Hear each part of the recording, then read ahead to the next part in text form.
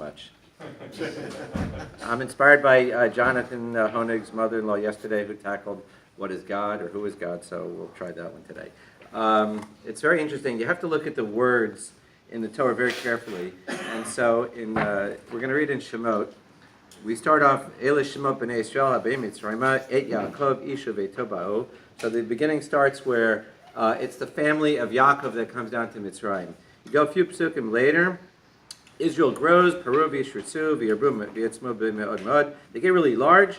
Vayakam melech chadash al Mitzrayim. A new king comes in Mitzrayim, Asher lo yadat Yosef, who doesn't know Yosef.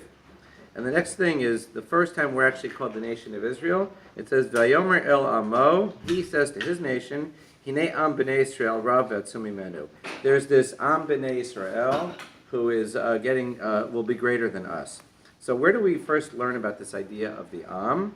If you actually go back to yesterday's Parsha, the blessing of Manasseh and Ephraim, it says that when he crossed his hands, Yosef wanted to switch the hands.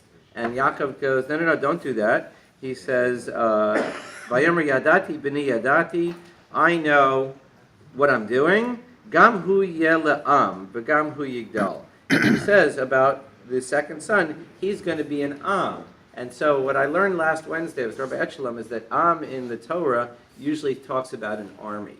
And it's not just a nation. Goy is a nation, but Am is representative of an army a lot of times in the biblical talk. So when it says Vayakam melech chadash al Mitzrayim, who didn't know Yosef, basically the Torah is giving you the transition that this was not a family anymore at the time that the new king comes up and Yosef's already gone. It's now an Am b'nei Israel. They look like an army. And so they became very fearful. So there's a story in the Midrash that talks about the Emperor Hadrian, who hated the Jews.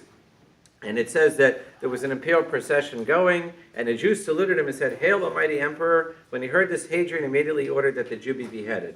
So the next day, another thing was going by, and there was a second Jew there who didn't say anything. He remained totally silent. Hadrian stopped, and he ordered his soldiers to behead the second Jew too. This time for insolence and failing to greet the emperor. So one of his ministers said, I don't understand. The Jew greets you, you execute him. He fails to greet you, execute him. What's the Jew supposed to do? The emperor says, don't tell me how to get rid of these people whom I hate so passionately. I'll treat them however I want to.